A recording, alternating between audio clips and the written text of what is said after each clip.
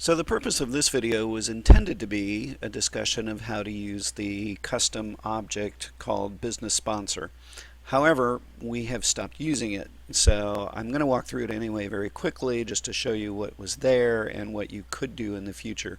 If we look at a project, on the Properties tab of the project there is a field called Business Sponsor.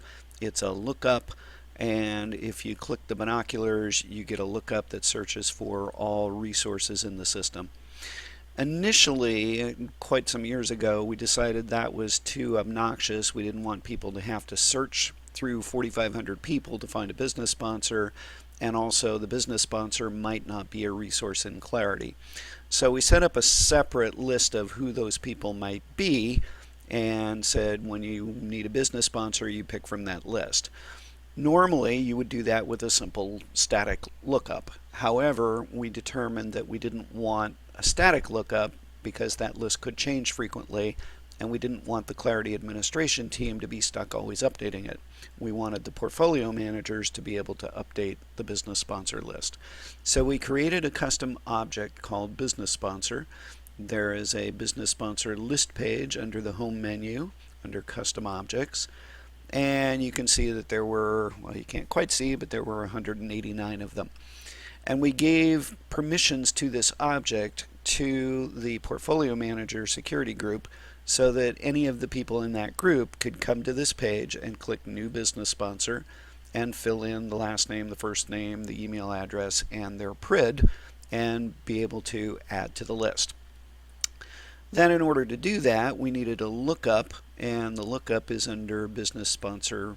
Don't know why I'm getting an error, but if I go to Administration Lookups, I should be able to get to, and that doesn't look like anything is moving. Hello.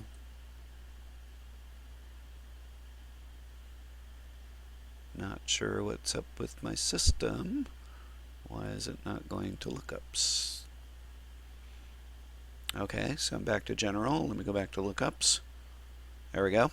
So if I come in here and I look for business sponsor, I've got a business sponsor user-defined dynamic query, and that basically pulls all the values out of that business object lookup.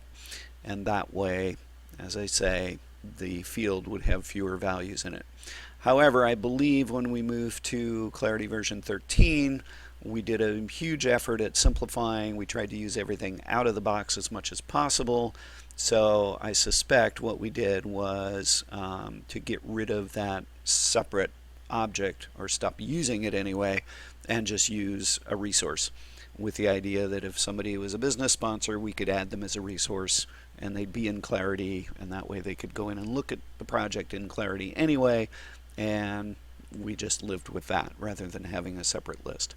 So at this point in time, the business sponsor list is no longer necessary. I don't think it's being used for anything. It's certainly not being used for what we originally wrote it for. So you can probably ignore it, but it is a little bit useful to have it there just so that if you want to do something similar, you could look at how that was done and how it's structured. But again, it's very straightforward, and it's just a dynamic query that powers the lookup instead of a static list. And as long as you have someone available that can write a dynamic query or can cobble one from an existing one, then doing something like that is pretty straightforward. So a couple of other things I was going to do a separate video on, but I will include here. One is cost plans and common errors.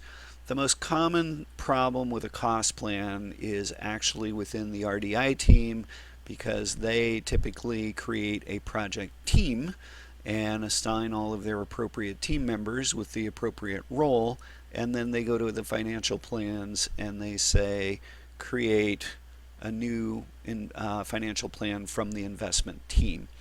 When you do that, Clarity goes to the team tab, looks at all of the users that you've assigned or roles, and looks at the dates, looks at their allocation, actually looks at their allocation segments. So if you've got a very detailed plan where you've got people working for some hours for a few weeks or months, and then no hours, and then some more, It adds up all of those times in the appropriate date ranges, goes to the rate matrix, determines the appropriate hourly rate for each of those people on the team, and sums them all up and then buckets them by month in order to get your financial plan. When you do that, you should end up with a financial plan that has a total value equal to the sum of the hours of your users times the standard rate, because all of our users use the same 85.23 an hour standard rate. When you don't, when there is a discrepancy, the most common problem is that you've got people on your team whose primary role is not found in the rate matrix. If that happens, they're simply not included. So you could end up with a financial plan that has a lower overall cost than what you get by adding up the hours and multiplying by 85.23. So what you need to do is simply check the rate matrix, see what role is missing that you have on your project, and then update either the project to show a project role for that resource that is in the rate matrix, or if you really need that project role and it's not in the matrix, you can update the rate matrix to include it. In the not too distant future, I would guess that we are going to modify the way we use the rate matrix. I would strongly recommend that instead of doing it by role, we move to doing it by primary location, meaning either non-GTC, Chennai GTC, Guadalajara GTC. And each of those three would be separate rates. That way it doesn't matter what the person's role is. The only thing you need to know is, are they in a GTC or not? And that would have to be a separate charge code. So you would have to create a new charge code or a new set of charge codes in order to assign people to those. Right now, by way of example, and I'm just cringing as I say that, I think it's charge code. If I look at the way Global Engineering does it, if I look at our rate matrix, the labor rate matrix has, in resource class, not charge code.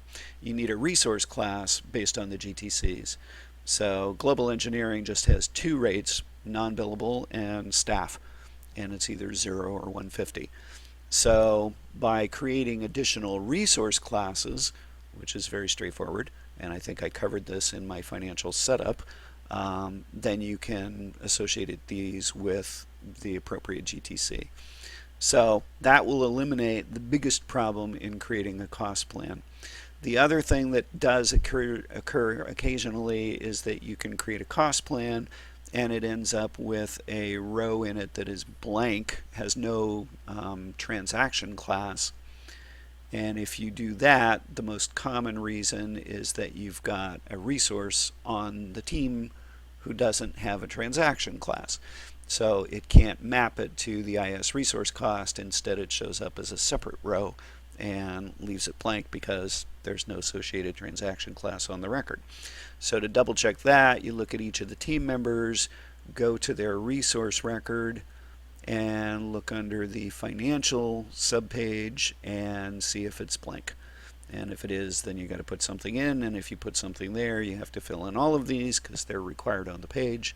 So you just set them up with the standards, and then you should be good to go.